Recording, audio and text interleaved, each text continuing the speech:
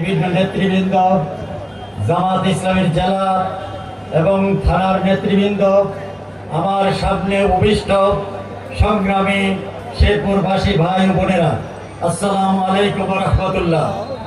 সংগ্রামী বন্ধুগণ, আজকে আমরা মুক্ত আকাশের নিচে দাঁড়িয়ে এই দেশের স্বাধীনতা এবং সার্বভৌমত্ব মর্যাদার সাথে আমরা বেঁচে থাকতে পারবো কিনা সেই চ্যালেঞ্জের মোকাবিলায় আজকে আমরা এই সামনের 12 তারিখের নির্বাচনের জন্য এখানে উপস্থিত হয়েছি।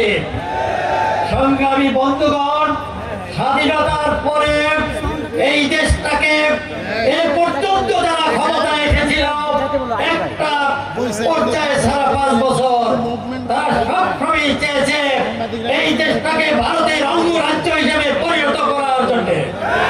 সংগ্রামী বন্ধুগণ, আজকে আপনাদের সামনে আমাদের একটি আবেদন, এই দেশটাকে এই পর্যায়ে দাঁড়িয়ে যারা আজকে আমরা কথা বলছি, মুক্ত আকাশের নিচে দাঁড়িয়ে আমরা বসতে পারছি, স্বাধীনভাবে শ্বাস নিতে পারছি, তাদের সন্তান এই জুলাইয়ের নির্বাচন আন্দোলনের সময় শেরপুরে গাড়ি চাপা দিয়ে হত্যা করা হলো।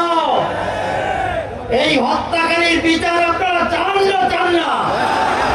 যদি এই বিচার চান, তাহলে 12 তারিখের নির্বাচনে ওরা গাড়ি চাপা দিয়ে হত্যা করেছে, বুলেট দিয়ে হত্যা করেছে। ওই দিনই আমরা দেখেছিলাম এই শেরপুরে তথাকথিত সেই দলের নেতৃবৃন্দ অস্ত্র নিয়ে প্রকাশ্যে অস্ত্র প্রদর্শনী করে তারা গুলি ছুড়েছিল। শেরপুরের জনগণ আপনারা এটা সাক্ষী না?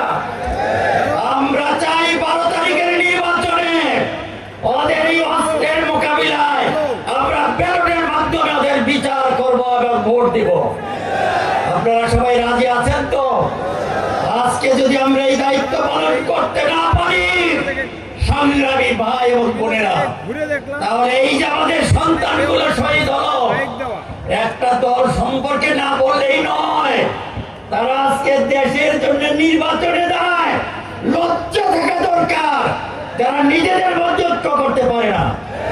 আজকে স্লোগান উঠেছে তাদের বিরুদ্ধে, অমুক দলের এমন গুণ, এই যে 16 মাসে 150 খুন, এই স্লোগান তাদের বিরুদ্ধে যাদের উঠে, তারা কি করে এই দেশের জনগণের কল্যাণ করতে পারে, তারা শান্তি দিতে পারে এই দেশের জনগণকে।